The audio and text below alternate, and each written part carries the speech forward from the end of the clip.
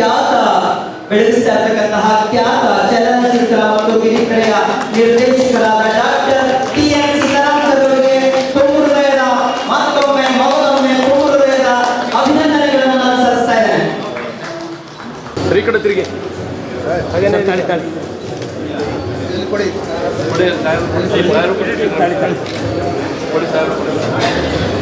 ನಿಂತು ಈ ಕಡೆ ನೋಡಿ ಸರ್. ಪ್ರಥಮ ಬಾರಿಗೆ ರಾಜ್ಯ ಮಟ್ಟದ ಸಾಹಿತ್ಯ ಸ್ಪರ್ಧೆಯಲ್ಲಿ ಏರ್ಪಡಿಸಿದ್ವಿ. 162 ಎಂಟ್ರೀಸ್ ಬಂದಿತ್ತು ನಮಗೆ. 162 ಒಬ್ಬರಿಗಿಂತ ಒಬ್ಬರಿಗೆ ಚೆನ್ನಾಗಿ ಬರ್ತಿತ್ತು. ನಾವು ಯಾರು ಕೂಡ ತೊಂದರೆ ಬರೆದು ಮೋಸ ಆಯ್ತು ಅಂತ ಅನ್ಬಾರ್ದು ಅಂತೇಳಿ ಅವರೆಲ್ಲರೂ ಪ್ರೀತಿ ಆಗ್ಬಿಟ್ಟಿದ್ದೀನಿ. ನಾನು ಯೂನಿವರ್ಸಿಟಿ ಪ್ರಾಧ್ಯಾಪಕರುಗಳಿಂದ ಪೇಪರ್ಗಳನ್ನೆಲ್ಲ ವ್ಯಾಲ್ಯೂ ಮಾಡ್ತಿದ್ದೀನಿ. ಅದರಿಂದ ಇಲ್ಲಿ ಮೋಸ ಆಗಿದೆ, ಅನ್ಯಾಯ ಆಗಿದೆ, ಮಂಡ್ಯದುರ್ಗೆ ಕೊಟ್ಕೊಂಡ್ರೆ ಯಾವೂ ಇಲ್ಲ, ಮಂಡ್ಯದುರ್ಗ ಬರಲೇ ಇಲ್ಲ. ಹಾಗಾಗಿ ಗೆದ್ದಿರುವಂಥ ಮಹನೀಯರಿಗೆ ಅಭಿನಂದನೆಗಳನ್ನು ಸಲ್ಲಿಸ್ತೀನಿ. ಮತ್ತೆ ಒಂದು ಸಣ್ಣ ಕಂಡೀಷನ್ ಹೇಳಿದೆ, ಯಾರು ಬಹುಮಾನವನ್ನು ಪಡ್ಕೊಂಡಿದ್ದೀರೋ ಅವರೇ ಅಂತ ಹೋಗಬೇಕು. ಇಲ್ಲ ಅಂದ್ರೆ ಆ ಬಹುಮಾನವನ್ನು ನಂತರದವರು ಯಾರಿದ್ದಾರೆ ಅವರು ಕೊಡ್ತೀವಿ ಅಂತ. 15,000 10,000 ಎಲ್ಲ ಕಡಿಮೆ ದುಡ್ಡ ಬರಬೇಕು. ಅದು ಇಂಥ ಅವಕಾಶ ಸಿಗ್ತದೆ ಇಂಥ ಗಣ್ಯರ ಸಮ್ಮುಖದಲ್ಲಿ. ನಾನು ಯಾಕೆ ನಮ್ಮ ಸಂತೆ ಬೆಂಗಳೂರು ಪೈಜಂತ ನನ್ನ ಕಿರಿಯ ಮಿತ್ರ ನನ್ನ ಪತ್ರಿಕೆ ಓದಿದ್ರು ದಾವಣಗೆರೆಯಿಂದ ಬರಬೇಕು. ತೊಂದರೆ ಆಯಿತು, ಅವರೆಲ್ಲ ಕಳಿಸ್ಕೊಡ್ತಾರೆ ಅಂತ ಅಂದಿದ್ರಿಲ್ಲ. ತೊಂದರೆ ಆಗಿದೆ, ಸಂಜೆ ಗಂಟೆ ಕೊಡೋದು ನಿಮ್ಮ ನಟ ಪಾಪ ವಿನಾಯಕ ಶಿವಮೊಗ್ಗ. ಆದರೂ ಒಂದು ಯಾಕಂದ್ರೆ ನಾನು ಯಾಕೆ ಅಷ್ಟು ಕಟವಾಗಿ ಹೇಳಿದ್ರೆ ಕವನ ಸ್ಪರ್ಧೆಯ ಬಹುಮಾನ ಪಡೆದಿರುವಂಥ ವಿನುತಾ ಹಂಚಿಮನಿ ಧಾರವಾಡದ LIC ವಿಭಾಗಾಧಿಕಾರಿಗಳು ಅವರು ಕೆನಡಾ ಪ್ರವಾಸ ಹೋಗಿದ್ದಾರೆ. ವಿನುತಾ ಹಂಚಿಮನಿ ಕಡೆಯಿಂದ ಅವರ ತಂಗಿ ಮಗ ಕಳಿಸ್ಕೊಡ್ತೀನಿ ಅಂತ ಹೇಳಿದ್ರು. ಯಾರು ಬಂದಿದ್ದೀರಿ? ವಿನುತಾ ಹಂಚಿಮನಿ ಯಾರಿಲ್ಲ, ಹೋಯ್ತು, ಬೇರೆ ಹೋಯ್ತು.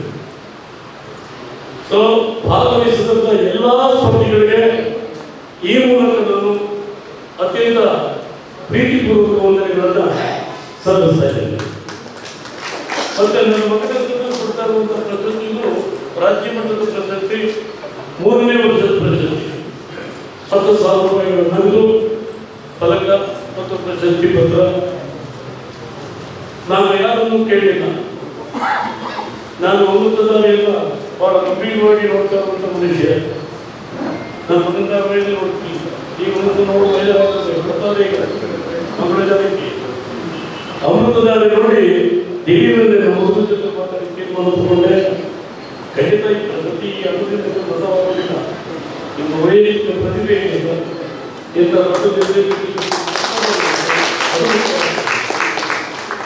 ಸಾಹಿತ್ಯ ಸ್ಪರ್ಧೆಗಳು ಕೂಡ ಸಣ್ಣಗಳಿಗೆ 15,000 ರೂಪಾಯಿಗಳನ್ನೊಂದು, ಪ್ರಬಂಧ ಸ್ಪರ್ಧೆಗೆ 10,000 ಕವಿತೆಗೆ 5,000 ಈ ಬಹುಮಾನಗಳನ್ನು ನೀಡಿದ್ದೀವಿ. ಇದು ನಿರಂತರವಾಗಿ ನಡೆಯುವಂಥ ಪ್ರಕ್ರಿಯೆ. ಬರೆಯುವಂಥವರು ದಯಮಾಡಿ ಇದನ್ನು ನಿಮ್ಮ ಗಮನದಲ್ಲಿ ಇಟ್ಕೋಬೇಕು ಅಂತ ಕೇಳ್ತೀನಿ. ಮತ್ತೆ 3ನೇದು ಜೀವನಾಡಿ ಪತ್ರಿಕೆ. 4ನೇ ವರ್ಷದಲ್ಲಿ ಪತ್ರಿಕೆ ಇದೆ. ಇಷ್ಟು ವರ್ಷಗಳಲ್ಲಿ ಒಂದು ಸಣ್ಣ ಜಾಹೀರಾತನ್ನು ಕೂಡ ನಾವು ಪತ್ರಿಕೆಯಲ್ಲಿ ಹಾಕಲಿಲ್ಲ.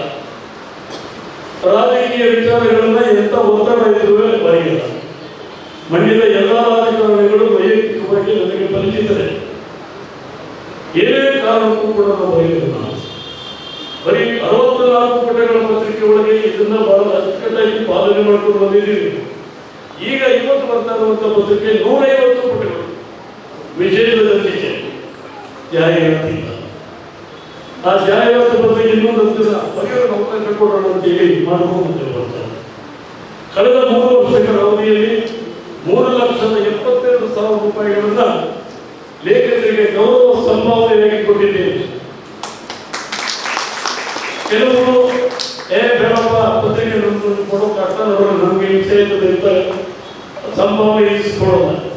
ಇಲ್ಲಿ ನಮ್ಮ ಪ್ರೊಫೆಸರ್ ಯೋಗಿ ಕೊಟ್ಟಿದ್ದಾರೆ, ನಮ್ಮ ಎಂಜಿನಿಯರಿಂಗ್ ಕಾಲೇಜ್ ಪ್ರೊಫೆಸರು ನಮ್ಮ ಮಂಡ್ಯದಲ್ಲಿ ಶ್ರೀನಿವಾಸ ಇವರಿದ್ದಾರೆ, ಬ್ಯಾಂಕರಿಗಳು ಇಂಥವ್ರು ಇಟ್ಕೊಳ್ಳೋಣ ಇರಲಿ, ಕೊಡೋದು ಬಂದದ್ದು ಅಟ್ಲೀಸ್ಟ್ DDP ಖರ್ಚಿಗಾಗಲಿ ಅಂತ ಸಣ್ಣ ಅಮೌಂಟೇ ಅದನ್ನು ಕೂಡ ಮೇಂಟೈನ್ ಮಾಡಿಕೊಂಡು ಬಂದಿದ್ದೀವಿ.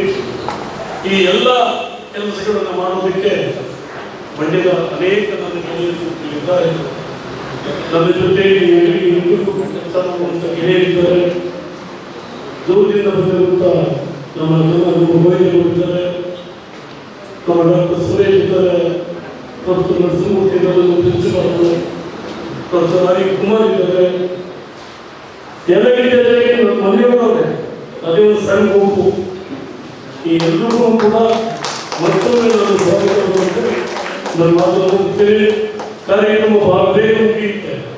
ಆದ ನಂತರದಲ್ಲಿ ಎಲ್ಲರಿಗೂ ಕೂಡ ಲಘು ಉಪಹಾರದ ವ್ಯವಸ್ಥೆ ಇದೆ. ಲಘು ಏನಿಲ್ಲ, ಸ್ವಾಮಿಗೆ ಆರಾಮಾಗಿ ಇಂಥವೆಲ್ಲ ಊಟ ಮಾಡಿ ಹೋಗಬೇಕು ಅಂತ ಹೇಳಿ ಕೋರ್ಕೊಳ್ತಾ ನನ್ನ ಅವನ ಚಿಕ್ಕ ವಯಸ್ಸಿನಲ್ಲಿ ಮತ್ತು ಇವರ ಚಿಕ್ಕ ವಯಸ್ಸನ್ನು ಕಳ್ಕೊಳ್ತಾರೆ. ಮತ್ತು ಮಗಳನ್ನು ಜಗತ್ತಲ್ಲಿ ಇಷ್ಟು ದುಃಖ ಬರುವುದು ಬಹಳ ಅಪರೂಪ. ಇಂತಹ ದುಃಖದಲ್ಲೂ ಜೀವನವನ್ನು ಅವರು ಎದುರಿಸುವ ಬಗೆ ಇದೆಯಲ್ಲ, ಅದನ್ನು ನೋಡಿ ನಾನು ಮೂಕ ಸ್ಮಿತನಾಗಿದ್ದೇನೆ. ಆ ಮುದ್ದೇಗೌಡರಿಗೆ ಇವತ್ತು ನಾನು ವಿಷಾದಪೂರ್ವಕ ಅಭಿನಂದನೆಗಳನ್ನು ನಾನು ಹೇಳೋದಕ್ಕೆ ನಾನು ಇಷ್ಟಪಡ್ತೇನೆ. ನನಗೆ ಹುಷಾರಿಲ್ಲ ಸರ್, ಅವ್ರಿಗೆ ಹುಷಾರಿಲ್ಲ, ಬರೋಕ್ಕಾಗಲ್ಲ. ಬಂದು ಸ್ವಲ್ಪ ಒಂದು 6 ಗಂಟೆ ಇದ್ದು ಹೋಗ್ಬಿಡ್ತೀವಿ ಪರವಾಗಿಲ್ಲ. ಇವತ್ತು ಬೆಳಗ್ಗೆ ಇನ್ನೂ ಜಾಸ್ತಿ ಆಯಿತು, ಸ್ವಲ್ಪ ಜ್ವರ, 3 ಜ್ವರ ಹೀಗೆ ಹೇಳಿದೆ ಸರ್. ಅದೊಂದು ನನಗೇನಾದರೂ ಆದರೆ ಸರ್ ಅದಕ್ಕೂ ನಾವು ಹಿಡಿಯಿದ್ದೀವಿ. ಭಾಳ ಮುದ್ದೆಗಳಿದ್ದಾರಲ್ಲ, ನಾನಿಲ್ಲಿ ಯಾಕೋ ಮುದ್ದೆಗಳು ಏನೋ ವಿಚಾರ ಹೇಳಿದ್ದೆ ಅವರಿಗೆ ಮಾತಾಡ್ತಾ. ಅವರೆಷ್ಟೊತ್ತಾದರೂ ಹೇಳಿಲ್ಲ. ನನ್ನ ಪಕ್ಕದಲ್ಲಿದ್ದವ್ರು ಹೇಳಿದ್ರು, ಇಲ್ಲ ಸರ್ ನಿಮ್ಮನ್ನು ಕಂಡ್ರೆ ಗೌರವ ಇದೆ, ಅವ್ರನ್ನ ಕಂಡ್ರೆ ಭಯ ಮತ್ತು ಗೌರವ ಎರಡೂ ಇದೆ, ಅದರಿಂದ ಅವ್ರಿಗೆ ಹೇಳ್ತಾ ಇಲ್ಲ ಅಂತಂದರು. ನೀವು ಹೇಳಿದ್ರಲ್ವಾ, ನಿಮ್ಮನ್ನು ಕಂಡ್ರೆ ಹೇಳ್ತಾರಲ್ಲ ಸರ್, ಅದು ಗೌರವದಿಂದ. ಗೌರವ ಭಯ, ಗೌರವದಿಂದ ಉಂಟಾದ ಭಯ, ಭಯದಿಂದ ಉಂಟಾದವರು ಅನೇಕ ರಾಜಕಾರಣಿಗಳ ಮಂತ್ರಿಗಳನ್ನು ಕಂಡಿರುತ್ತೆ. ಆದರೆ ಗೌರವದಿಂದ ಉಂಟಾದ ಭಯ ಇದೆಯಲ್ಲ ಸರ್, ಅದು ಬಹಳ ಅಪರೂಪವಾದ. ಅಂತಹ ಭಯಕ್ಕೆ ನಾವು ಸದಾ ತರಬಹುದು. ನನಗೆ ಇಲ್ಲಿ ಇನ್ನೊಂದನ್ನ ಇಬ್ಬರನ್ನ ಕಂಡ್ರೆ ಬಹಳ ಅವ್ರಿಗೆ ಹೇಗೆ ಹೇಳಬೇಕು, ಮುದ್ದೆ ಕೊಡೋದಾದ್ರೂ ತಿನ್ನೋದು ಸಲ ಇದೆ. ಅವ್ರ ಮಾಲ್ತಿ ಕೂತಿದೆ, ಮಾಲ್ತಿ ಎಲ್ಲೋ ಮೈಸೂರು ಕೆಲಸ ಮಾಡ್ತಾರೆ, ಜೀವನವನ್ನು ಎದುರಿಸ್ತಾರೆ, ಮಗ ಇದ್ದಾನೆ ಅನ್ನೋದನ್ನು ಬಿಟ್ಟರೆ ಅಷ್ಟು ಚಿಕ್ಕ ವಯಸ್ಸಲ್ಲಿ ಮತ್ತೆ ನಂತರ ಇರುವಷ್ಟು ಸಾಧ್ಯವಾಗಿದೆಯಲ್ಲ ಅವರಿಗೆ ನಾನು ನನ್ನ ಹೃದಯಪೂರ್ವಕ ನಮಸ್ಕಾರವನ್ನು ಹೇಳಬೇಕು. ನಮ್ಮ ಹೃದಯಪೂರ್ವಕ ಸೊಸೆ ಮಗ ಎಲ್ಲ ಹೋಗಿದ್ದಾರಂತೆ. ಇನ್ನೊಬ್ಬರು ಯಾರನ್ನಾದರೂ ಯಾವ ಬಂಧುವನ್ನಾದರೂ ನೋಡ್ಕೊಳ್ಬೇಕು. ತಾಯಿ ಮಗನಿಗೆ ಇರ್ತಲ್ಲ, ಅದರಷ್ಟು ನಿಮಗೆ ಶಕ್ತಿಯನ್ನು ಮತ್ತು ಕಣ್ಣೀರನ್ನು ಎರಡು ಕೊಡೋದು ಬೇರೆ ಇಲ್ಲವೇ ಇಲ್ಲ. ಪುತ್ರ ಶೋಕ ನಿರಂತರ ನಂತರ ತಂದೆಗಿಂತ ಹೆಚ್ಚಾಗಿ ತಾಯಿ.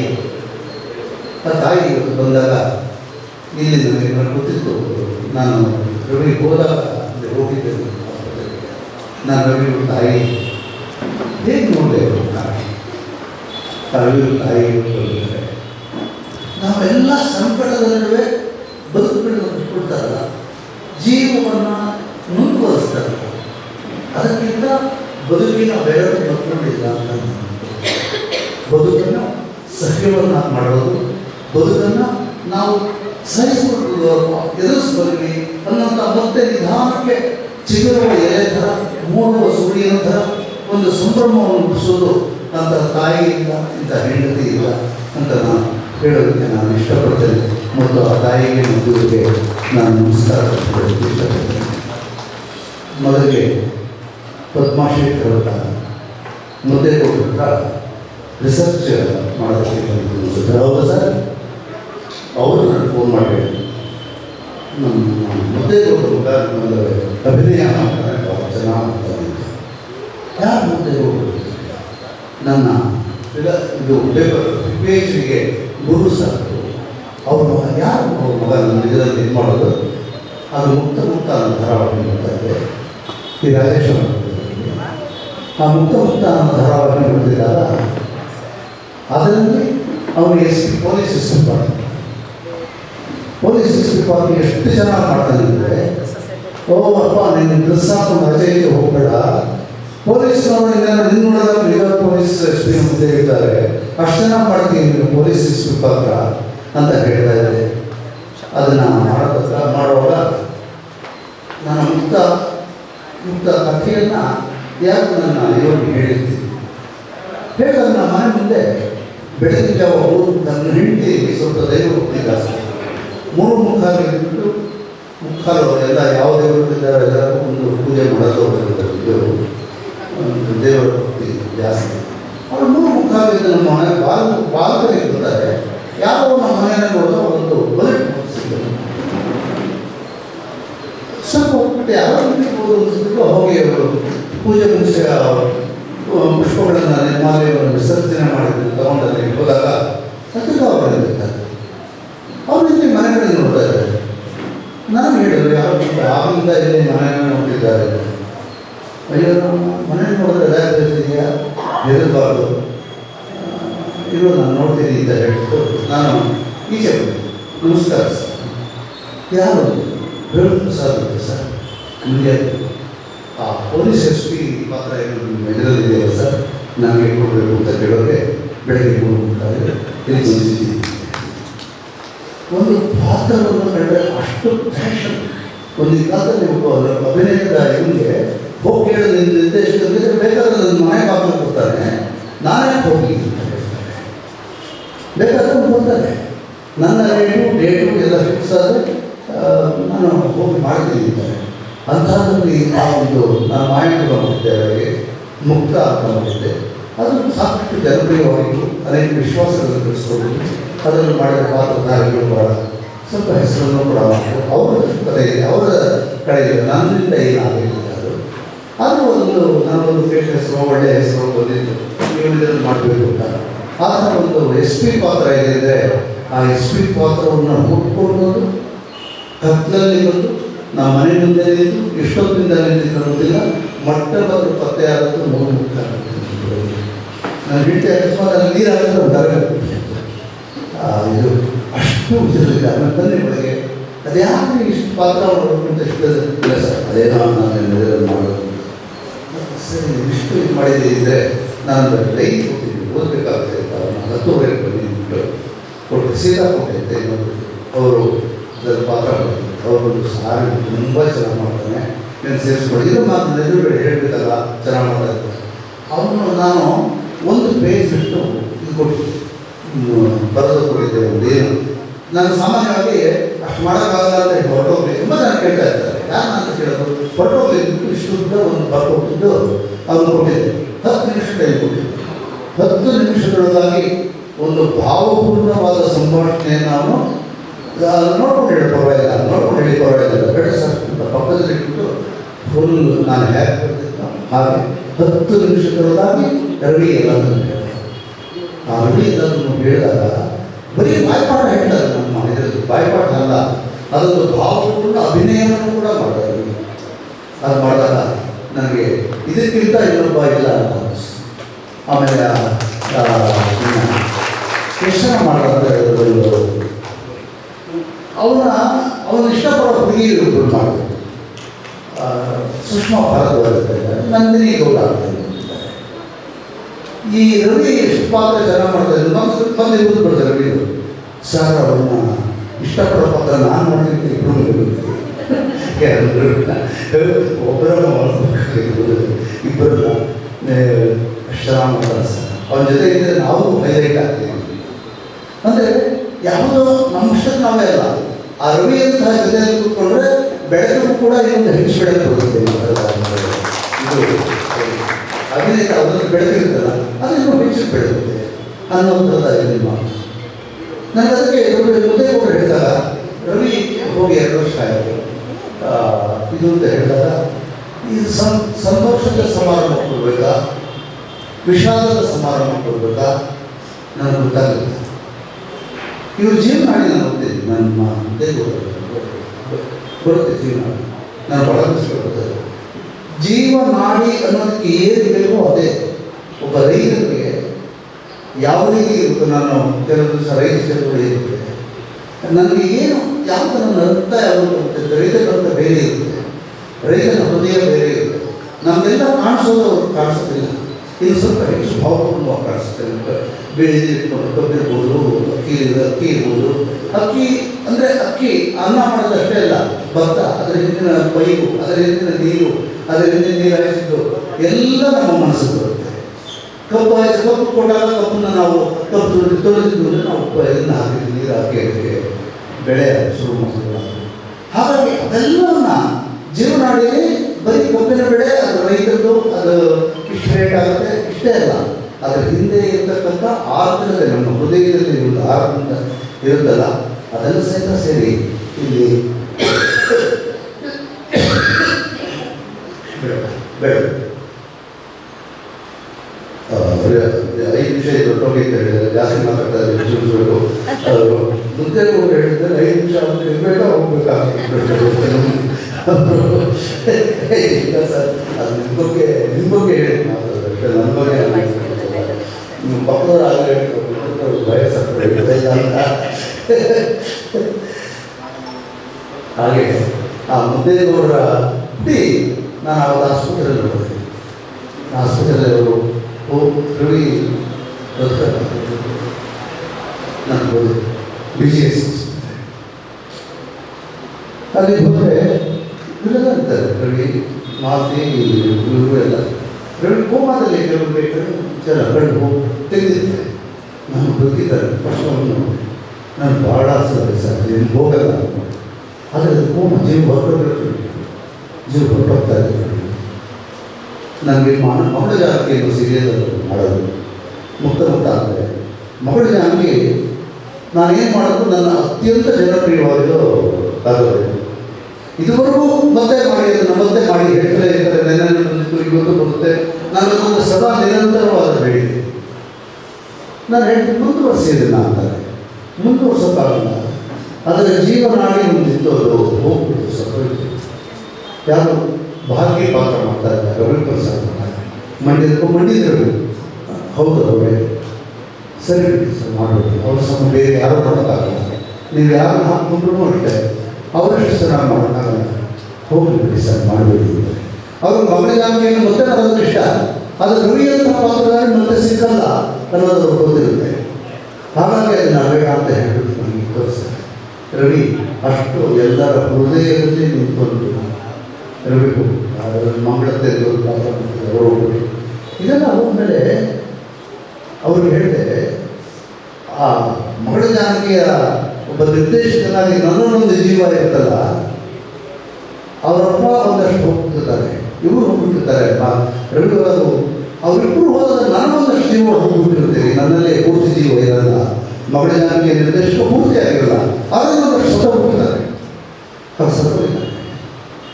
ಹಾಗೆ ಎಲ್ಲರನ್ನೂ ಸಾಯಿಸಬಲ್ಲ, ಇದ್ದುಕೊಂಡೇ ಬದುಕಿಸಬಲ್ಲ ರವಿಯ ಪಾತ್ರ ಅಷ್ಟು ಚೆನ್ನಾಗಿ ಮಾಡ್ತಾ ಇದ್ದಾರೆ. ಅದನ್ನು ಆ ರವಿಯ ನೆನಪನ್ನು ಹಂಚಿಕೊಳ್ಳೋಕೆ ಮಾತ್ರ ನಾನು ನೆನಪಿದ್ದೇನೆ. ಇವತ್ತು ನಾನು ಹೋಗ್ತಿದ್ದೀನಿ, ಸದಾ ನನ್ನ ಜೊತೆ ಚಂದನ್ ಶಂಕರ್ ಬರ್ತಾರೆ. ಇವತ್ತು ಮಹೇಶ್ ಜೋಶಿ ಬರಲಿಲ್ಲ ಅಂತ ಅಂದ್ಕೊಬೇಡಿ ಸರ್, ಅವ್ರ ತಂಗಿ ಮಗ, ಅವರ ನನ್ನದೇ ಮಗ ಚಂದನ್ ಶಂಕರ್. ಆಮೇಲೆ ಚಂದನ್ ಶಂಕರ್ ಬಗ್ಗೆ ಒಂದು ಹೇಳ್ತೀನಿ, ನಾನು ಇದುವರೆಗೂ ಮಾಡಿದ ಎಲ್ಲ ಧಾರಾವಾಹಿಗಳಿಗೂ ಅವರೇ ಪಾತ್ರಗಳನ್ನು ಆರಿಸೋದು, ಅವರೇ ಇದು ಮಾಡೋದು, ಅವರೇ ಶೂಟಿಂಗ್ ಮಾಡೋದು. ನನ್ನ CEO ಅಂತ ಒಂದು ಪದ, ನನ್ನ ರೂಮ್ಗಳ CEO. ನಾನು ಯಾವುದಾದ್ರು ಮಾಡ್ತೀನಿ, ಮುಂದಿನ ಏನಾದರೂ ಯೋಜನೆ ಹಾಕೊಂಡಿದ್ರೆ ರವಿ ಸರ್, ರವಿಪ್ರಸಾದ್ ಯಾರು ಸರ್ ಅಂತ ಯಾವಾಗಲೂ ಹೇಳ್ತಾರೆ. ಅವ್ರ ಮಾತನ್ನು ನಿಮ್ಗೆ ಏನಾದರೂ ಅವ್ರ ಮಾತನ್ನು ಕೇಳಬೇಕು ಸರ್, ಅವ್ರ ಮಾತು ಭಾಳ ಚೆನ್ನಾಗಿ ಅದೇ ಧ್ವನಿ ಅದೇ ಮಾಡ್ತಾರೆ ಸರ್. ಚಂದನ್ ಮಾಡ್ತಾರೆ, ಚಂದನ್ ಹಾಗೆ ರವಿ ನಾವು ಸೀರಿಯಲ್ ಮಾಡೋದು ಬೇಡ ಸರ್. ಆದರೆ ಅಂದರೆ ರವಿ ಬಗ್ಗೆ ಅಷ್ಟು ವಿಶ್ವಾಸ ಎಲ್ಲ ಬಗ್ಗೆ ಬರಲ್ಲ. ನನ್ನ ಹತ್ರ ಒಟ್ಟು ನಾನು 7,000 ಎಪಿಸೋಡ್ ಮಾಡಿದ್ದೀನಿ. ಒಟ್ಟು 7,000 ಎಪಿಸೋಡಿಂದ ಸುಮಾರು 10,000 ಕಲಾವಿದರಿಂದ ಮಿಗಿಲಾಗಿ ಅದನ್ನು ಬಂದಿದ್ದಾರೆ. ಅದನ್ನು ಬಂದಿದ್ದಾಗ ಅವ್ರಿಗೆ ಆಗುತ್ತೆ ರವಿಪ್ರಸಾದ್ ಮಂಡ್ಯ ಇರಬೇಕು. ರವಿಪ್ರಸಾದ್ ಮಂಡ್ಯ ಇದೆ, ಆ ಜೈಲಿಗೆ ಬರುತ್ತೆ ಅಂತ ರವಿಪ್ರಸಾದ್ ಮಂಡ್ಯಕ್ಕೆ ನಾವು ನೆನಪು ಮಾಡ್ಕೊಂಡಿರ್ಬೇಕು. ಇವತ್ತಿನ ಜೊತೆಗೆ ನನಗೆ ತುಂಬ ಪ್ರೀತಿಯ ಒಬ್ಬ ನಟ ಬಂದಿದ್ದಾನೆ. ನನಗೆ ಖ್ಯಾತಿಯನ್ನು ಸ್ವಲ್ಪ ಖ್ಯಾತಿ ಬಂದಿದೆ ಅಂದ್ಕೊಳ್ತೀನಿ. ಆ ಖ್ಯಾತಿಯನ್ನು ತಂದುಕೊಟ್ಟ ಮೊದಲ ಧಾರಾವಾಹಿ ಮಾಯಾಮೃತದಲ್ಲಿ ಪ್ರಪ್ರಥಮವಾಗಿ ನಾನು ಆಯ್ಕೆ ಮಾಡಿದ್ದು ಈ ನಟರಂಗ ರಾಜೇಶ್. ಅಲ್ಲೊಂದು ಆಂಗ್ರಿ ಮ್ಯಾನ್ ಅವರ ತಂದೆಯ ವಿರುದ್ಧ ಸಲ ಇವನು ಅವ್ನು ನೋಡಿದ್ರೆ ಗೊತ್ತಾಗುತ್ತೆ. ಅವನು ನೇರವಾದ ದಾರಿ ಇರಲ್ಲ, ಸ್ವಲ್ಪ ಸೊಟ್ಟದಾರಿದ್ದು ಒಳಗೆ ನೇರವಾದ ಇರಿದುಕೊಂಡಿರ್ತಾರೆ ಮರ್ಯಾದೆ. ಆದರೆ ಅವರು ಅವರ ಅಪ್ಪನ ಸದಾ ಸಿಕ್ಕರು. ಅವರಿಬ್ಬರ ಮಧ್ಯದ ಒಂದು ಕೆಮಿಸ್ಟ್ರಿ ಅಂತ ಹೇಳ್ತೀವಿ, ರಸಾಯನಶಾಸ್ತ್ರ. ಅದು ಇದ್ದಿದ್ದ ಅದ್ಭುತವಾಗಿ ಮಾಡಿದ ಪಾತ್ರ. ನಿಮ್ಮ ತಂದೆ ನಾನು ವಿರೋಧಿಸಿದಾಗ ಪ್ರೀತಿಯಿಂದ ವಿರೋಧಿಸುತ್ತೇವೆ.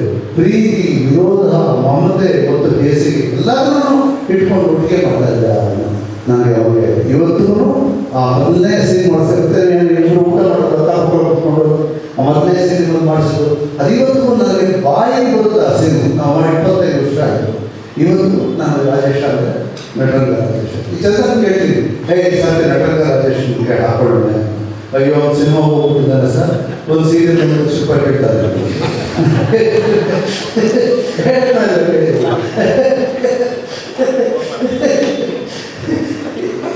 ಈಗ ಅಂದರೆ ಅಷ್ಟು ಮೆಂಟಲ್ ಹತ್ಬಿಟ್ಟಾರೆ ನಟರಂಗ ರಾಜೇಶ್ ಅನ್ನೋ ಬೇರೆ ಮೂಲಕ ಅವ್ನು ಒಳ್ಳೆಯದಂತ ಮೂಲಕ ಇದು ಮಾಡಿ ಅವನು ಬಿಗ್ ಬಾಸ್ ಅಂತ ಕೊಡ್ತಾರೆ. ಅವನಲ್ಲೇ ಈಗ ಪ್ರೈಸ್ ಕ್ಯಾಚ್ ನಮ್ಮ ರವೀಂದ್ರ ಇರೋ ರವಿಯ ಥರದೇ ನನಗೆ ಹೃದಯಕ್ಕೆ ಮಕ್ಕಳು ಮೊದಲು ಮಾರುತಿ, ಅವರ ತಾಯಿ, ಇವರೆಲ್ಲ ನನಗೆ ಅಷ್ಟೇ ನಟರ ಸ್ಟಾರ್ ಅಲ್ಲದೆ ನೀವು ಸ್ಟಾರ್ ಮಾಡೋದು ನನ್ನ ಮನಸ್ಸಲ್ಲಿ. ನೀವು ಸ್ಟಾರ್ ಸ್ಟಾರ್ ಆದರೆ ನನ್ನ ಮನಸ್ಸಿನ ಸ್ಟಾರ್ ಅದನ್ನು ಬಿಟ್ಟರೆ ಮಂಡ್ಯದ ಜನ ಇಲ್ಲಿ ಎಚ್ ಎಲ್ ಕೇಶವಮೂರ್ತಿರು ನಾನು ನೋಡ್ಕೊಂಡು ಇಲ್ಲಿದ್ದರು. ಪ್ರೊಫೆಸರ್ ಎಚ್ ಎಲ್ ಕೇಶವಮೂರ್ತಿ ಹೋಗಿ ಲಂಕೇಶ್ ಪುತ್ರಕ್ಕೆ ನನ್ನ ಸಹೋದರಿಗಳಿಗಾಗಿತ್ತು. ಅವರು ನನಗೆ ತುಂಬಾ ಅವರು ನಾನು ಬಂದು ಇಲ್ಲಿ ಮಾತನಾಡಿದೆ. ಮಂಡ್ಯದ ಜನ ಭೂಗೋಳದಲ್ಲಿ ಹೇಳ್ತಾ ಇದ್ದಾರೆ, ಸಕ್ಕರೆ ಯಾವುದು ಪ್ರಸಿದ್ಧಿ? ಮಂಡ್ಯ ಪ್ರಸಿದ್ಧಿ ಅಂತ. ಮಂಡ್ಯ ಯಾಕೆ ಪ್ರಸಿದ್ಧಿ ಅಂತಂದರೆ ಇನ್ನೊಂದು ನೋಡಿದ್ರೆ ಮಂಡ್ಯ ಬರೀ ಸಕ್ಕರೆ ಮುಂಟೆಗಲ್ಲ, ಸಕ್ಕರೆಯಿಂದ ಮನಸ್ಸುಗಳಿಗೆ, ಸಕ್ಕರೆಯಿಂದ ಜನಕ್ಕೆ ಕೂಡ ಇದು ಪ್ರಸಿದ್ಧವಾದ ಈ ಮಂಡ್ಯ. ಆದ್ದರಿಂದ ನಮಗೆ ಬಹಳ ಸಂತೋಷವಾಗುತ್ತೆ ಈ ಮಂಡ್ಯಕ್ಕೆ ಮತ್ತೆ ಮತ್ತೆ ಬರ್ತಾ ಇರೋದಕ್ಕೆ ಮತ್ತು ಮಾತನಾಡ್ತಾ ಇರೋದಕ್ಕೆ. ಹಿಂದೆ ಒಂದು ರೈತರ ಇದಕ್ಕೆ ಬಂದಿದೆ, ಅದಕ್ಕೆ ಹಿಂದೆ ಎಚ್ ಎಲ್ ಕೇಶವಮೂರ್ತಿ ಇರ್ತಿದ್ದೆ, ಲಂಕೇಶ್ವರ ಇರ್ತಿದ್ದೆ, ಆಮೇಲೆ ಇನ್ನೂ ಅನೇಕ ಕಾರ್ಯಕ್ರಮಕ್ಕೆ ಬಂದಿದ್ದೀನಿ. ಇಲ್ಲಿ ನಿಮ್ಮಷ್ಟು ನಾವು ಸಂವಾದಗಳು ಬರ್ತಾ ಇದ್ದೀವಿ. ಮೊಟ್ಟ ಮೊದಲನೇದಾಗಿ ಸಂವಾದ ಅಂದರೆ ಜನರ ಕೈಯಲ್ಲಿ ಏನು ಅಂತ ಕೇಳೋದು, ಮುಕ್ತ ಸಂವಾದ ಮಾಡಬೇಕು. ಮುಕ್ತ ಸಂವಾದ ಮಾಡೋದು ಬೆಳಗ್ಗೆ 10 ಗಂಟೆ ಸಂವಾದ ಆದರೆ ಜನರೆಲ್ಲ ಬಂದ್ಬಿಡ್ತಾರೆ. ನಾವು ವಾಸನ ನಡೆಸಿದ್ರೆ ಪೊಲೀಸ್ನವ್ರು ಬಂದು ಅದನ್ನು ಹಂಚಬೇಕು, ಅಷ್ಟು ಗಲಾಟೆ ಆಗ್ತಾ ಇರುತ್ತೆ. ನಾವು ಹೋಗ್ಬೇಕು, ನಾವು ಹೋಗೋದು ಮಂಡ್ಯ ವಿಪರೀತ ಜನ 10 ಗಂಟೆಗೆ ಶುರು ಮಾಡಿದ್ರೆ 1 ಗಂಟೆಗೆ ಮುಗಿದ ಸಚ್ಚಿದಾನಂದ ಅಂತ ಇದ್ರು, ಕೆ ವಿ ಶಂಕರಗೌಡ ಮಗ. ಅವರು ಅದರ ತಗೊಂಡಿದ್ರು. ಅವರು ತಗೊಂಡು ಇದು ಮಾಡ್ತಾಯಿದ್ರು. ಮುರಳಿ ಅಂತ ಅವ್ರ ಸ್ನೇಹಿತರಿನೊಬ್ಬರು ಕಾಂಗ್ರೆಸ್ ಅಂತ ಎಲ್ಲ ಹೋಗ್ತಿದ್ರು. ಅವರಿಬ್ಬರು ಅದರ ತಗೊಂಡು ಅವರೆಲ್ಲರೂ ಬಿಟ್ಟಿದ್ದಾರೆ. ಆದರೆ ಫುಲ್ ಜನ ಇಲ್ಲ ನಾವು ಹೊರಗಡೆ.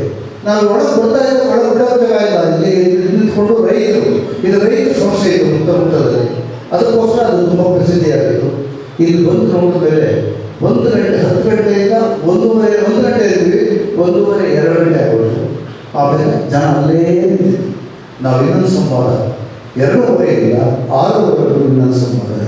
ಮೊಟ್ಟ ಮೊದಲನೇದಾಗಿ ನಾನು 2 ಸಂವಾದಗಳ ಒಂದೇ ದಿವಸ ಮಾಡಿದ್ದು ಈ ಮಂಡ್ಯ ಮತ್ತು ಅದರ ಜನರ ಪ್ರೀತಿ. ಹಾಗಾಗಿ ಈ ಮಂಡ್ಯಕ್ಕೆ ನಾನು ಸದಾ ಕೃತಜ್ಞನಾಗಿದ್ದೇನೆ. ನನ್ನ ಒಳಗೆ ಏನಾದರೂ ನಾನು ಮಾಡಬೇಕು ಅಂತ ಬರ್ತಾ ಆಗೋಯ್ತು. ನಾನು ಮಾಡೋದು ಬೇಡ ಅಂತ ಅನಿಸುತ್ತೆ. ಆದರೆ ಈ ಮುಂದೆ ನೋಡಿದಾಗ ಮತ್ತು ಮಂಡ್ಯ ಜನ ನೋಡಿದಾಗ ಮತ್ತು ಅದರ ನೆನಪು ಮಾಡಿಕೊಂಡಾಗ ಇನ್ನೂ ಇರಬೇಕು, ಇನ್ನೇನು ಮಾಡಬೇಕು ಅನಿಸುತ್ತೆ. ಹಾಗಾಗಿ ಎಲ್ಲರಿಗೂ ಕೃತಜ್ಞತೆಗಳು. ನಮಸ್ಕಾರ.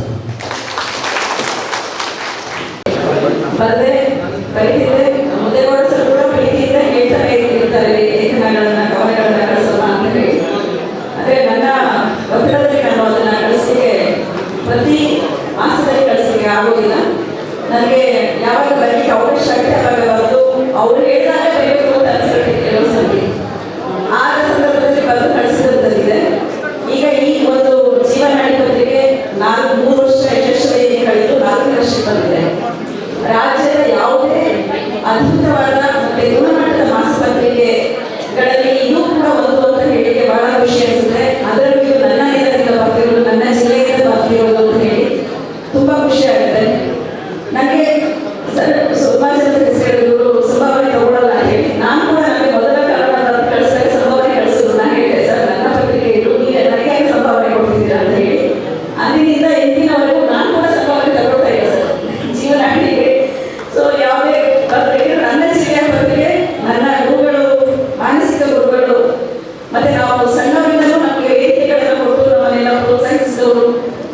ತಕ್ಷಣ ನಮಗೆ ಅಂದರೆ ನಾವು ವಿಮರ್ಶೆಯಲ್ಲಿ ಯಾವ ರೀತಿ ಜಗತ್ತನ್ನು ನೋಡಬೇಕು, ವೈಚಾರಿಕವಾಗಿ ಹೇಗೆ ಚಿಂತಿಸಬೇಕು ಅಂತೆಲ್ಲ ಹೇಳ್ಕೊಟ್ಟಂಥವ್ರು. ಹಾಗಾಗಿ ಇದರಲ್ಲಿ ಅಭಿಮಾನ ಮತ್ತು ಪ್ರೀತಿ ಎರಡೂ ಸೇರಿಕೊಂಡಿದ್ದರಿಂದ ನಾನು ಈ ಒಂದು ಜೀವನಾಡಿ ಪತ್ರಿಕೆಯನ್ನು ಬಹಳ ಪ್ರೀತಿಯಿಂದ ಓದ್ತಿದ್ದೀನಿ. ಮನೆಗೆ ಬಂದ ತಕ್ಷಣ ಅದನ್ನ ಆಫೀಸಿಂದ ಬಂದಾಗ ಮನೆಗೆ ಬಂದಿರುತ್ತೆ, ಮಧ್ಯಾಹ್ನ ಸಂಜೆ ಅಷ್ಟು ಬಂದಿರುತ್ತೆ. ಕೂತ್ಕೊಂಡು ನಾನು ಆಫೀಸ್ ಹೋಗ್ಬೇಕಾದ್ರೆ ಬರ್ಬೇಕಾದ್ರೆ ಕಾಲ ಕೂತ್ಕೊಂಡು ಅದನ್ನ ಓದ್ಬಿಟ್ಟು ಮುಗಿಸೋಷ್ಟು ನನಗೆ ಸಮಾಧಾನ ಇರಲ್ಲ. ಯಾಕಂದ್ರೆ ಇದು ಸುಮ್ಮನೆ ಸಾಮಾನ್ಯವಾದ ಪತ್ರಿಕೆ ಅಲ್ಲ, ಕೆಲವೊಂದು ಎಲ್ಲೋ ಜರ್ನಲಿಸಮ್ ಟೈಪ್ ಅಲ್ಲ. ಇದು ಶುದ್ಧವಾದ ಸಾಹಿತ್ಯದ ಪತ್ರಿಕೆ, ಅದು ಅಪ್ಪಟ ಸಾಹಿತ್ಯದ ನೆಲದಿಂದ ಬಂದಿರುವಂತ ಪತ್ರಿಕೆ. 100 ಜನ ಈ ಪತ್ರಿಕೆಗೆ ಬರೀತಾ ಇದ್ದಾರೆ, 1000 ಜನ ಬರೀತಿದ್ದಾರೆ. ಅವರು ಹೇಳ್ತಾರೆ ಎಷ್ಟು ಪತ್ರಿಕೆಗಳು, ಎಷ್ಟು ಲೇಖನಗಳು, ಪ್ರಬಂಧಗಳು ಮತ್ತೆ ಬರಹಗಳು ಬಂದು ರಾಷ್ಟ್ರೀಯತೆ ಅಂದರೆ ನಮಗೆ ಆರಿಸ್ಕೊಡಕ್ಕಾಗಲ್ಲ ಅಂತ ಹೇಳಿ ಅತ್ಯಂತ ಉತ್ಕೃಷ್ಟವಾದಂತಹ ಉನ್ನತ ಬರಹಗಳು ಈ ಪತ್ರಿಕೆಯಲ್ಲಿ ಇರುತ್ತೆ. ಹಾಗಾಗಿ ಈ ಪತ್ರಿಕೆಯ ಒಂದು ಈ ಥರ ಕಾರ್ಯಕ್ರಮ ಮಾಡ್ತಿದ್ದೀವಿ, ಒಂದು ಸಾಹಿತ್ಯ ಸ್ಪರ್ಧೆ 2025 ಅಂತ ಮಾಡಬೇಕಾದ್ರೆ ತೀರ್ಪುಗಾರರನ್ನ ಒಂದಷ್ಟು ಆರಿಸಿದೀವಮ್ಮ, ನೀವು ಕೂಡ ಒಪ್ಪಿದ್ದೀರಾ ಅದರಲ್ಲಿ ನಮಗೆ ಪ್ರಬಂಧ ಸ್ಪರ್ಧೆಯ ತೀರ್ಪುಗಾರರನ್ನು ಕೊಡಬೇಕು ಅಂತ ಹೇಳಿದ್ರು. ಮೂಲತಃ ನಂದು ಕನ್ನಡ MA ಮತ್ತು PhD ಮಾಡಿರೋದು. ಕನ್ನಡ MA ನಾನು ವಿಮರ್ಶೆನ ಒಂದು ಸ್ಪೆಷಲೈಸೇಷನ್ ಸಬ್ಜೆಕ್ಟ್. ಹಾಗಾಗಿ ನನಗೆ ತೀರ್ಪುಗಾರರಲ್ಲಿ ಕೆಲಸ ಮಾಡಲಿಕ್ಕೆ ಏನು ಕಷ್ಟ ಅಂತ ಅನಿಸಲಿಲ್ಲ. ಏಕೆಂದರೆ ಹೇಳ್ತಾರೆ ಕೆಲವರು ಬರೆಯೋ ತೀರ್ಪು ಮಾಡೋದು ಬಹಳ ಕಷ್ಟ ಇರುತ್ತೆ, ಹಾಗೆ ಹೀಗೆ. ವಿಮರ್ಶೆ ಓದೋರಿಗೆ ತೀರ್ಪು ಮಾಡಲಿಕ್ಕೆ ಏನು ಸಮಸ್ಯೆ ಇರುತ್ತೆ. ಯಾಕೆಂದರೆ ಸಾಹಿತ್ಯದ ಅಭಿರುಚಿ ಮತ್ತೆ ಸಾಹಿತ್ಯದ ಧರ್ಮ ಮೌಲ್ಯ ಅದು ಸಮಾಜಕ್ಕೆ ಏನ್ ಕೊಡುಗೆ ಕೊಡುತ್ತೆ ಅನ್ನೋದು ಗೊತ್ತಿರೋರಿಗೆ ತೀರ್ಪುಗಾರರಾಗಿ ಕೆಲಸ ಮಾಡಲಿಕ್ಕೆ ಅಂತ ಏನಂತಾರೆ ಸವಾಲು ಅಂತ ಏನಂತ ಅನಿಸಿಲ್ಲ ನನಗೆ. ಆದರೆ ನನಗೆ ಕಳಿಸಿದಂತಹ ಸುಮಾರು 1,000 ಲೇಖನ ಬಂದಿತ್ತು ಅಂತ. ಅದರಲ್ಲಿ ಒಂದು ಹಂತದಲ್ಲಿ ಆರಿಸಿ ನಮಗೆ ಕಳಿಸಿದಂಥದ್ದು ಎಲ್ಲ ಉತ್ಕೃಷ್ಟವಾಗಿತ್ತು, ಎಲ್ಲ ಬಹಳ ಚೆನ್ನಾಗಿತ್ತು. ನನಗೆ ಬಂದಂಥದ್ದು ಸುಮಾರು 54ರಿಂದ 60 ಬರಹಗಳಿರಬಹುದು ಪ್ರಬಂಧದಲ್ಲಿ. ನೀವೆಲ್ಲೇ ನೋಡಿ ಅದು ಯಾರದ್ದು ಅನ್ನೋದು ಒಂದು ಸುಳಿವೇ ಇಲ್ಲ, ಇದು ಯಾರ ಬರಹ ಅನ್ನೋದು ನಮಗೆ ಗೊತ್ತಿಲ್ಲ. ಯಾಕಂದ್ರೆ ಬರಹದ್ದು ಲೇಖನದ್ದು ನಂಬರ್ ಅಷ್ಟೇ ಕಳಿಸಿತ್ತು, ನಂಬರ್ ಕಳಿಸಿಟ್ಟು ಲೇಖನ ಪ್ರಬಂಧದ ಹೆಸರಿತ್ತು ಮತ್ತೆ ಅದರದ್ದು ನಂಬರ್ ಇತ್ತು. ಅದನ್ನಷ್ಟೇ ನಾವು ನೋಡ್ಕೊಳ್ತಾ ಇದ್ವಿ, ನೋಡಿದ್ದು ನಾನು. ಬಟ್ ಅದನ್ನು ಹೊರತುಪಡಿಸಿ ಲೇಖನವನ್ನ ಪ್ರಬಂಧವನ್ನ ಓದಿದಷ್ಟೇ. ಕೆಲವೊಂದು ಬಹಳ ಭಾವಿಷ್ಯವಾಗಿತ್ತು. ಅಂದ್ರೆ ಸಣ್ಣ ಮಕ್ಕಳುಗಳು ಈ ಪ್ರಬಂಧ ಸ್ಪರ್ಧೆಗಳು ಅಂತ ಇರ್ತಲ್ಲ, ಒಂದು ಪೀಠಿಕೆ ಇಟ್ಕೊಳ್ತಾರೆ, ಅದಾದ್ಮೇಲೆ ವಿಸ್ತರಣೆ ಇರುತ್ತೆ, ಕೊನೆಗೆ ಒಂದು ಕನ್ಕ್ಲೂಷನ್. ಅಂದ್ರೆ ನಾವು ಶಾಲೆ ಮಟ್ಟದಲ್ಲಿ ನಮಗೆ ಹಾಗೆ ಕಲ್ತಿರೋದು. ಪ್ರಬಂಧ ಇರಬೇಕು ಅಂದ್ರೆ ಒಂದು ಪೀಠಿಕೆ ಇರಬೇಕು, ಪ್ರಸ್ತಾವನೆ ಇರಬೇಕು, ಅನಂತರದಲ್ಲಿ ಅದ್ರ ವಿಷಯವನ್ನ ಹೇಳ್ಬಿಟ್ಟು ಕೊನೆಯದಾಗಿ ಒಂದು ಕನ್ಕ್ಲೂಷನ್ ಮಾಡಿದ್ರೆ ಅದು ಪ್ರಬಂಧ ಅಂತ. ಹಾಗೆ ಸಂಶೋಧನಾ ಲೇಖನಗಳು ಕಳಿಸ್ಬಿಟ್ಟಿದ್ರು ಕೆಲವರು. ಸಂಶೋಧನಾ ಲೇಖನದ್ದು ಒಂದೊಂದು ಭಾಗವನ್ನು ತೆಗೆದು ಅದನ್ನ ಹಾಕ್ಬಿಟ್ಟಿದ್ರು. ಇನ್ನು ಕೆಲವರು ಏನ್ ಮಾಡಿದ್ದಾರೆ, ವಚನಗಳನ್ನೇ ವಿಸ್ತರಿಸಿಕೊಂಡು ವಚನಗಳನ್ನ ಇಡೋದು, ಅದನ್ನ ವಿಸ್ತರಣೆ ಮಾಡೋದು, ಅದರದ್ದು ಒಂದು ಲೇಖನ ಮಾಡಿ ಪ್ರಬಂಧ ಅಂತ ಹೇಳಿ ಕಳಿಸೋದು. ಅಂಥದ್ದೆಲ್ಲ ಸಾರಾಸರಿಯಾಗಿ ನಾನು ಪಕ್ಕಕ್ಕಿಟ್ಟೆ. ಬಟ್ ಉತ್ಕೃಷ್ಟವಾದಂತಹ ಏನ್ ಬರಹಗಳಿದ್ದು ಅವತ್ತು ಯಾವುದೇ ನಿರಂತರವಾದ ಓದುಗರಿಗೆ ಗೊತ್ತಾಗ್ಬಿಡುತ್ತೆ ಯಾವುದು ಅದ್ಭುತವಾದಂಥದ್ದು. ಅಂದ್ರೆ ಅದ್ಭುತ ಅನ್ನೋದಕ್ಕಿಂತ ಸಹೃದಯರ ಗಮನವನ್ನು ಸೆಳೆಯುವಂಥದ್ದು ಮತ್ತು ವಿಚಾರಗಳಿರಬೇಕು. ಯಾವ ವಿಚಾರಗಳು ಪ್ರಬಂಧದಲ್ಲಿ, ಒಂದು ಪ್ರಬಂಧ ಅಂತ ಹೇಳಿದ್ರೆ ಅದು ಏನನ್ನೆಲ್ಲ ಒಳಗೊಂಡಿರಬೇಕು.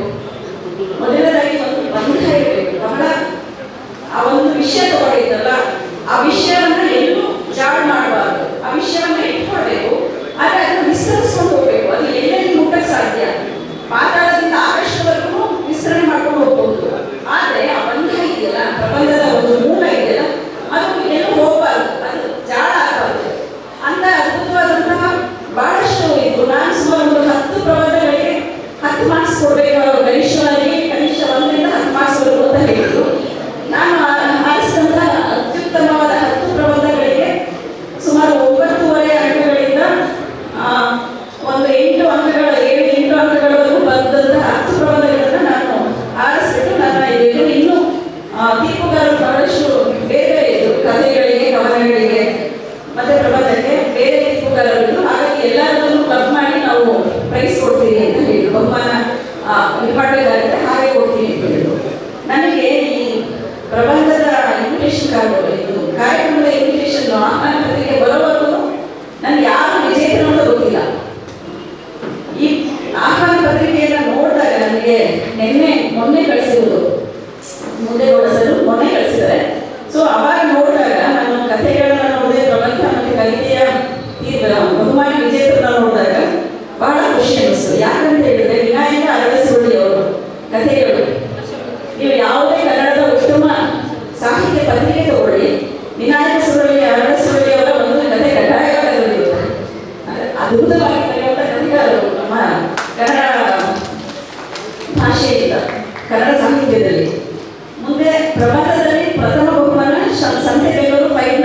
ಫೈಸ್ ನಟರಾಜ್ ಅವರಿಗೆ, ದಾವಣಗೆರೆ ಅವರು. ಇವರು ಎಲ್ಲ ನಾನು ಈ ಮುಂಚೆ 2-3 ವರ್ಷದ ಹಿಂದೆ ಫೇಸ್ಬುಕ್ನಲ್ಲಿ ಇವರೆಲ್ಲ ನನ್ನ ಸ್ನೇಹಿತರು. ಆದರೆ ನಾನು 2-3 ವರ್ಷದಿಂದ ಯಾವ ಫೇಸ್ಬುಕ್ಕನ್ನು ಬಳಸ್ತಾ ಇಲ್ಲ. ಆದರೆ ಅವರ ಬರಹಗಳು ಓದ್ತಾ ಇದ್ದಾರೆ. ಅವರು ಕವಿತೆ ಬರೀತಾರೆ, ಕಥೆ ಬರೀತಾರೆ, ಪ್ರಬಂಧಗಳು ಬರೀತಾರೆ. ಇಲ್ಲಿ ನೋಡಿದಾಗ ಗೊತ್ತಾಯಿತು ಕಾಗೆ ಸಾಲ್ ಕಾಗೆ ಇದಕ್ಕೆ ಮೊದಲ ಪ್ರಶಸ್ತಿ ಬಂದಿದೆ ಅಂತ. ಅವಾಗ ನಾನು ತಕ್ಷಣ ನಾನು ಏನು ಇದನ್ನು ಕಳಿಸಿದೆ ಅದನ್ನು ಮುಟ್ಟಿದೆ. ನಾನು ಕಳಿಸಿದಂಥ ಲಿಸ್ಟಲ್ಲಿ ನೀವು ಎಷ್ಟಿದೆ ಅಂತ ಹೇಳಿ ಅತ್ಯಂತ ಹೈಯೆಸ್ಟ್ ಮಾರ್ಕ್ಸ್ ಕೊಟ್ಟಿದ್ದು ಆ ಪ್ರಬಂಧಕ್ಕೆ. ಬಹಳ ಖುಷಿ ಆಯಿತು ನನಗೆ.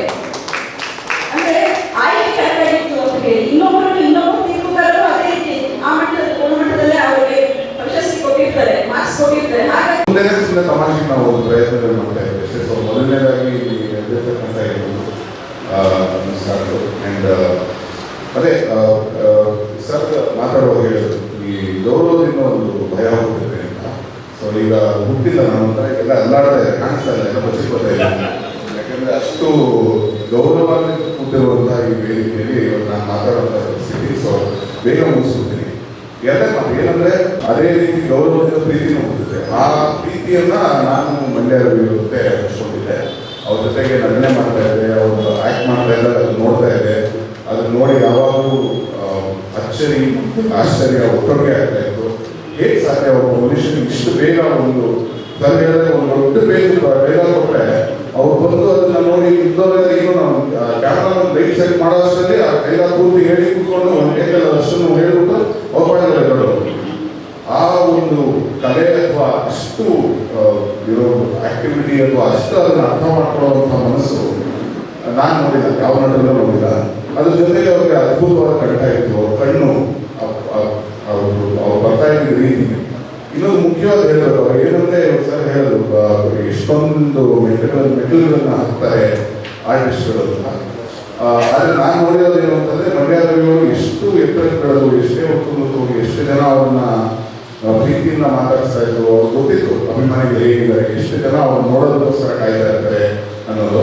ಬಟ್ ಅವ್ರ ಮೊದಲ ಜನಕ್ಕೆ ಶೂಟಿಂಗ್ ಆಗೋ ಮೊದಲನೇ ದಿವಸ ನನಗೆ ಇನ್ನೂ ನೆನಪಿದೆ. ಅವರು ಸೀತಾರಾಮ್ ಸರ್ ಯಾವಾಗಲೂ ಅವರ ಪಾತ್ರದ ಬಗ್ಗೆ ತುಂಬ ಪಾಸಿಟಿವ್ ಆಗಿರ್ತಾರೆ. ಅಂದರೆ ಅದು ಹೀಗೆ ಇರಬೇಕು, ಈ ಥರನೇ ಇರಬೇಕು ಅಂತ. ಮಂಡ್ಯ ರವಿಯವರು ಬಂದು ಮಾತಾಡೋದು, ಒಂದು ಸೀನ್ ಮಾಡಿದ್ರು. ಸರ್ಗೆ ಏನೋ ಸರಿ ಹೋಗಲಿಲ್ಲ.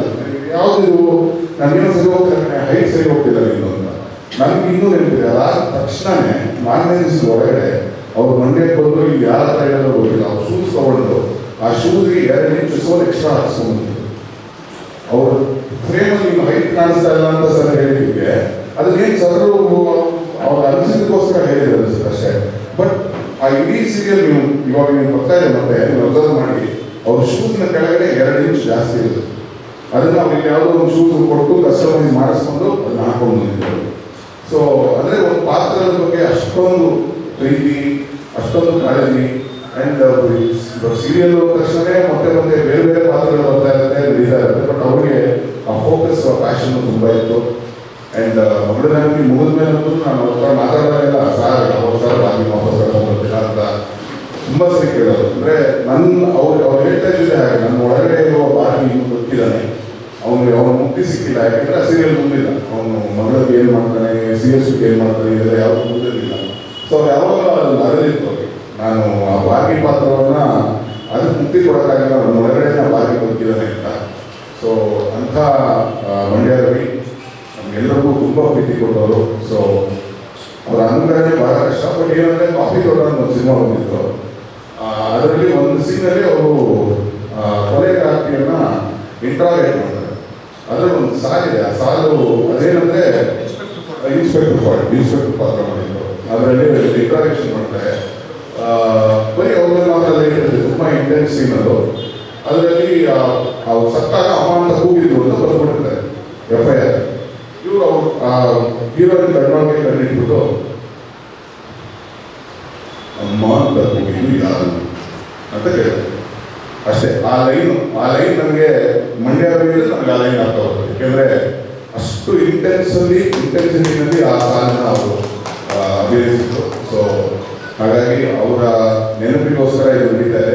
ಅವ್ರ ತಂದೆಯವರಿಗೆ ನನ್ನ ಕರೆದಕ್ಕೆ ಧನ್ಯವಾದಗಳನ್ನು ಸಲ್ಲಿಸಿ ನನ್ನ ಮಾತನ್ನ ಮುಗಿಸ್ತೀನಿ. ಅವರೊಟ್ಟಿಗೆ ದೊಡ್ಡ ಎಕ್ಸ್ಪೆಕ್ಟೇಷನ್ ನನಗಿಲ್ಲ. ಎಲ್ಲರಿಗೂ ನಮಸ್ಕಾರ. ಒಂದು ಕವಿ ಸಾಹಿತ್ಯಕ್ಕೆಲ್ಲ ನೆನಪಿರಬೇಕು, ಇರುವುದೆಲ್ಲವೂ ಬಿಟ್ಟು ಎರಡೇ ತುರುವಿದೆ ಜೀವನ ಅಂತ. ಕಷ್ಟ, ಸುಖ, ನೋವು, ಸಂಕಟ, ಸಂಭ್ರಮ ಎಲ್ಲವೂ ಎಲ್ಲ ಜೀವನದಲ್ಲಿ ಇರುತ್ತೆ. ಬಟ್ ಅದನ್ನು ಮೀರಿ ಒಂದು ಸಾರ್ಥಕತೆ ಕಡೆಗೆ ಮುಖ ಮಾಡೋದಿಲ್ಲ, ಅದು ನಿಜವಾದ ಜೀವನ. ಅದನ್ನ ನಮ್ಮ ಮುದ್ದೆಗೌಡರು ಮಾಡ್ತಾ ಇದ್ದಾರೆ ಅಂತ ನನಗಂತೂ, ಮತ್ತು ಅವ್ರ ಇಡೀ ಫ್ಯಾಮಿಲಿ ಅವ್ರಿಗೆ ಬಂದಿರೋದು, ಅದನ್ನು ಸಂಭ್ರಮಿಸ್ತಾ ಇರೋದು ಎಲ್ಲ ನೋಡಿದ್ರೆ ಬಹಳ ಸಂತೋಷ ಆಗುತ್ತೆ, ಖುಷಿ ಆಗುತ್ತೆ. ಅದಕ್ಕೆ ನಿಜವಾಗ್ಲೂ ಜೀವಂತ ಉದಾಹರಣೆ ನಮ್ಮ ಮುದ್ದೇಗೌಡರಿಗಾಗಿ. ಒಳ್ಳೆಯದಾಗಿ ಸರ್ ನನಗೆ. ನನ್ನ ಗುರುಗಳಾದಂಥ ಸೀತಾರಾಮ ಸರ್ ತನಕ ಇಲ್ಲೇ ಇದ್ದರು. ಮುದ್ದೇಗೌಡರು ಅವ್ರ ಮಾತುಗಳನ್ನ ಆಡುವಾಗ ಹೇಳ್ತಾ ಇದ್ರು, ತುಂಬ ಜನ ನಟರನ್ನ ಹುಟ್ಟಾಕಿದ್ದಾರೆ ಅಂತ. ಅವ್ರು ಹುಟ್ಟಾಕಿದಂಥ ಮತ್ತೊಬ್ಬ ನಟರಲ್ಲಿ ನಾನು ಕೂಡ ನಿಮ್ಮ ಮಂಡ್ಯ ಹಾಗೆ. ಸೊ ನಾನು ಇಲ್ಲಿ ಕೂತಿದ್ದಾಗ ಅವ್ರು ಹೇಳ್ತಾ ಇದ್ದಾರೆ, ನೀವಿಂದಾನೆ ನಾನು ಹಾಳಾಗಿದ್ದು ಅಂತ ಹೇಳ್ತಾ ಇದ್ದೆ. ಯಾರು ಕೇಳಿಸಿಲ್ಲ, ಅವ್ರು ನನಗೆ ಸ್ವೀಕರಿಸ್ತಾ ಇದ್ರು. ಅಂದ್ರೆ ಸ್ಕೂಲ್ಗೆ ಸೇರ್ಕೊಳ್ಳೋದು ಬಂದ ಹುಡುಗಿನ ಕಾಲೇಜಿಗೆ ಸೇರಿಸ್ಬಿಟ್ಟು ಏನಾಗಿರಲ್ಲ, ನಮ್ಮೆಲ್ಲ ಮಾಡಿದ್ರು ಹಾಗೆ ಸೀತಾರಾಮ ಸರ್. ಅಂದ್ರೆ ಒಬ್ಬ ನಟನಿಗೆ ಒಂದು ಸಾಮಾಜಿಕ ಜವಾಬ್ದಾರಿ ಇರಬೇಕು, ಅವ್ನು ಮಾಡೋ ಪಾತ್ರಕ್ಕೆ ಒಂದು ಪ್ರಜ್ಞೆ ಇರಬೇಕು. ಆ ಪಾತ್ರದ ಮೂಲಕ ಅವನ ಸಮಾಜಕ್ಕೆ ಏನು ಕೊಡುಗೆ ಕೊಡ್ತಾ ಇದ್ದಾರೆ ಎಲ್ಲವೂ ಇದ್ದು ಅವನು ನಟನೆಯನ್ನು ಆರಿಸ್ಕೊಳ್ಬೇಕು ಅನ್ನೋದು ಒಂದು ಪಾಠವನ್ನು ಹೇಳ್ಬೇಕಂತ ಮಾತುಗಳು ನನಗೆ. ಅವರೇ ಗೌರವ ಭಯ ಇದೆಲ್ಲ ಗೌರವ ಭಯ ಗುರುಗಳೇ ಇರೋದು, ಇನ್ನೊಬ್ರು ಯೋಗ ಇದ್ರೆ ಪ್ರೀತಿ ಇರುತ್ತೆ ಅಂತಂದ್ರು. ನನಗೆ ಗೌರವ ಇರೋ ಭಕ್ತಿ ಇದೆ, ಹಾಗೆ ನನಗೆ ಟಿ.ಎಸ್. ಸೀತಾರಾಮ್ ಯಾವತ್ತೂ ಗುರುಗಳು. ಆ್ಯಂಡ್ ಮಂಡ್ಯದಲ್ಲಿ ಬಗ್ಗೆ ಮಾತಾಡಬೇಕು ಅಂದರೆ ನಾನು ಸೀತಾರಾಮ ಸರ್ ಹೇಳಿದ್ರೆ ಮುಕ್ತ ಮತದಲ್ಲಿ ಮಾಡಿದೆ, ಇನ್ನೊಂದು ಕಾಮನದಲ್ಲಿ ಇರಬೇಕು, ಇನ್ನೊಂದು ಸೀರಿಯಲ್ ಮಾಡ್ತೀವಿ. ಬಟ್ ಈ ಸೀತಾರಾಮ ಸರ್ ಸೀರಿಯಲ್ ಮಾಡೋದು ಕೂಡಲೇ ನಮಗೆಲ್ಲ ಒಂದು ಭ್ರಮೆಯನ್ನು ಹುಟ್ಟಿಸಾಕ್ತಿದ್ರು ಜನಗಳು, ಅಥವಾ ನಿಮ್ಮಂತ ನೋಡೋದು ನಾವೆಲ್ಲ ಒಳ್ಳೆ ನಟರು ಅಂತ. ಇವತ್ತು ನಾನು ಒಳ್ಳೆ ನಟ ನಾನು ಅನಿಸಿಲ್ಲ. ಯಾರು ಈ ಥರ ಕರೆದು ಕೂರಿಸಿ ಸನ್ಮಾನ ಮಾಡಿ ಚಪ್ಪಳ ಹೊಡೆದಾಗ ಇರ್ಬೋದೇನೋ ಅಂತ ಅನ್ಸುತ್ತೆ. ಸತ್ಯವಾಗ್ಲೂ ನಿಮ್ಮ ಅಂದದ ಮೇಲೆ ಆಣೆ ನಾನು ಒಳ್ಳೆ ನಟ ನನಗೆ ಇರೋದು ಅನಿಸಿಲ್ಲ. ಬಟ್ ಒಂದು ಭ್ರಮೆಯಂತೂ ಹುಟ್ಟಿದೆ. ಆ ಹುಟ್ಟಿದಾಗ ನಾನು ಮತ್ತೆ ರವಿ ಯಾವತ್ತು ನೇರ ಒಂದು ಸೀನ್ನಲ್ಲಿ ಆ್ಯಕ್ಟ್ ಮಾಡಿದ್ದಾಗಲಿ ಆಗಿರಲಿಲ್ಲ. ಒಂದು ಸೀರಿಯಲ್ ಮಾಡ್ತಾ ಇದ್ವಿ, ಮುಂಚೆ ಎಲ್ಲ ಏನಂದ್ರೆ 3-4 ಟ್ರ್ಯಾಕ್ಗಳು ಇರೋದು, ಎಲ್ಲ ಸಪ್ರೇಟ್ ಟ್ರ್ಯಾಕ್ಗಳಲ್ಲಿ ಆ್ಯಕ್ಟ್ ಮಾಡ್ತಾ ಇದ್ವಿ.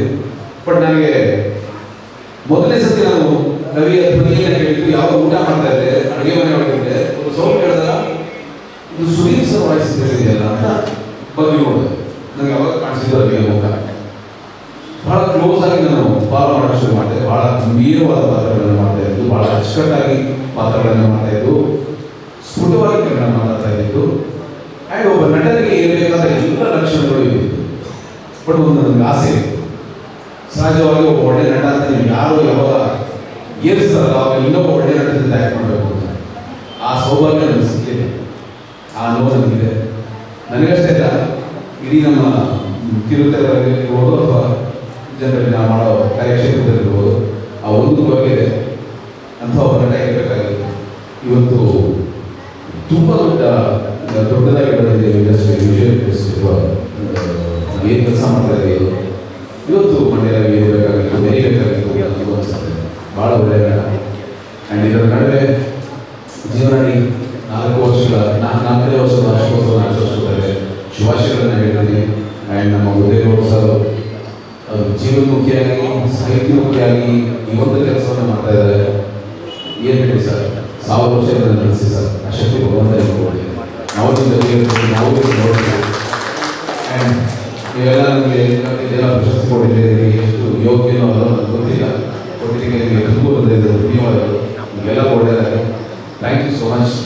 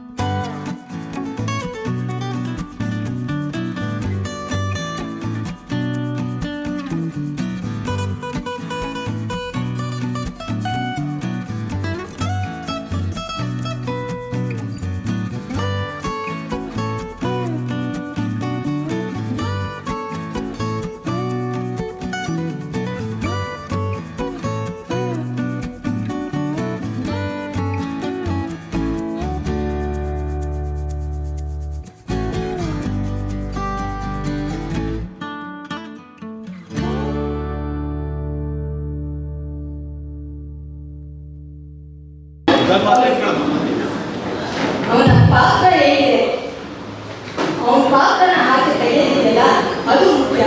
ನನ್ನ ಗಂಡ ಇವತ್ತು ನಿಮ್ಮೆಲ್ಲರಿಂದ ಚಪ್ಪಾಳೆ ಪಡ್ಕೊಂಡಿದ್ದಾರೆ ಅಂದರೆ ನನ್ನ ತಂದೆಯ ಹೆಂಗೆ ನಾನು ಪೂಜಿಸ್ತೀನಿ, ಅದೇ ಪೂಜೆ ಪ್ರಾರಂಭದಲ್ಲಿ ಸೀತಾರಾಮ್ ಸರ್ನ ನಾನು ಪೂಜಿಸ್ತೀನಿ.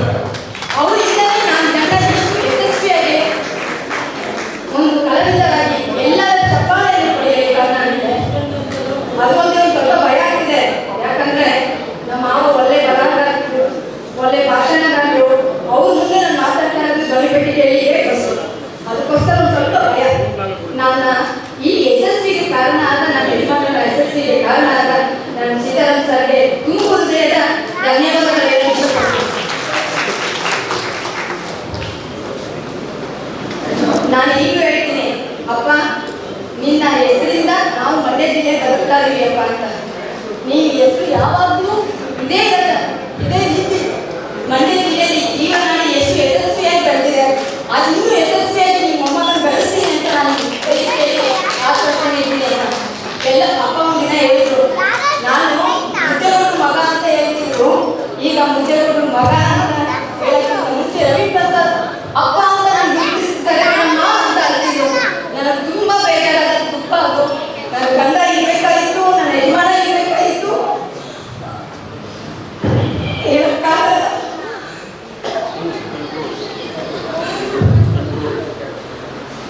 ಆದ್ರೂ ಅವ್ರು ತುಂಬಾ ಆಸಕ್ತ ಜೀವನಾಡಿ ಇವತ್ತು 3ನೇ ವರ್ಷ ತುಂಬಿದೆ. ನಾನು ಹೋಗಿದ್ದೆ, ನೀವೆಲ್ಲ ಜೋರು ಚಪ್ಪಾಳೆಯಿಂದ ನನ್ನ ಜೀವನ ಇನ್ನೂ ಯಶಸ್ವಿಯಾಗಿ ಬೆಳೀಲಿ ಅಂತ ಹಾರೈಸಬೇಕು ಅಂತ ಕೇಳ್ಕೊಳ್ತೀನಿ. ನಮ್ಮ ಈ ಶ್ರೀನಿವಾಸ ಸರ್ ನಮ್ಮ ಯಜಮಾನ ಹುಷಾರಿರಲಿಲ್ಲ. ಮಧ್ಯರಾತ್ರಿ ಬೆಂಗಳೂರಾಗಿ 3 ಗಂಟೆ ರಾತ್ರಿ ಕರೆಂಟ್ ಇರಲಿಲ್ಲ, ಮಳೆ ಜೋರು, VPS ಖಾಲಿ ಆಯಿತು. ಅವ್ರಿಗೊಂದು ಜೀವನ ಅವತ್ತು ನನ್ನ ಜೀವನ ಹೇಗಿತ್ತು ಅಂದ್ರೆ, ಯಾರಾದ್ರೂ ಕೊರೋನಾ ಟೈಮು, ಯಾವ ಆಂಬುಲೆನ್ಸು ಇಲ್ಲ, ಏನೂ ಇಲ್ಲ. ನಮ್ಗೆ ಎಷ್ಟು ಕಷ್ಟದಿಂದ ಅವ್ರನ್ನ ಬದುಕಿಸ್ಕೋಬೇಕು ಅಂತ ಹೋರಾಟ ಕೊಟ್ಟೆ ಜೀವನದಲ್ಲಿ. ಸೋತೆ ನಾನು. ಆಗ ನನ್ನ ಗಂಡ ಸತ್ತಿಲ್ಲ, ನಾನು ನೋಡಿದರೆ ಮಾತು ರವಿಪ್ರಸಾದಾಗಿ ಯಾವತ್ತೂ ಇರ್ತಾರೆ. ಅದನ್ನ ಹೇಳಕ್ಕೆ ಇಷ್ಟಪಡ್ತೀನಿ. ಶ್ರೀನಿವಾಸ ಶೆಟ್ಟಿ ಸರ್ ಈ ದಿನ ನಾನು ನಿಮ್ಮ ಕೃತಜ್ಞತೆಯನ್ನು ಯಾವತ್ತೂ ಮರೆಯಲ್ಲ ಸರ್, ನಾನು ನೆನೆಸ್ತೀನಿ. ಅಷ್ಟೇ ಇದೆ, ನಮ್ಮ ರಾಜೇಶ್ ಅವರು ಈ ಒಂದು ಪ್ರಶಸ್ತಿಗೆ ಪ್ರಧಾನವಾಗಿ ಬಂದಿದ್ದು ನನಗೆ ತುಂಬಾ ಸಂತೋಷ. ಎಲ್ಲರಿಗೂ ಈ 3 ಮಾತು ನಮ್ಮ ಅಪ್ಪ ಹೇಳ್ತಾರೆ, ಅದೇ ಮಾತಾಡ್ಬೇಕು ನಮ್ಮ ಜಾಸ್ತಿ ಮಾತಾಡಬೇಕು ಅಂತ ಅದಕ್ಕೋಸ್ಕರ ಬೇಜಾರು ಮಾಡ್ತಲ್ಲ. ನಮ್ಮ ಅಪ್ಪಗೆ ಇನ್ನೂ ದೀರ್ಘಕಾಲ ಯಶಸ್ವಿಯಾಗಿ ಬರವಣಿಗೆ ಕೊಡಲಿ ಅಂತ ದೇವರನ್ನು ಪ್ರಾರ್ಥಿಸಿ ಧನ್ಯವಾದಗಳು ಹೇಳಕ್ಕೆ ಇಷ್ಟಪಡ್ತೀನಿ.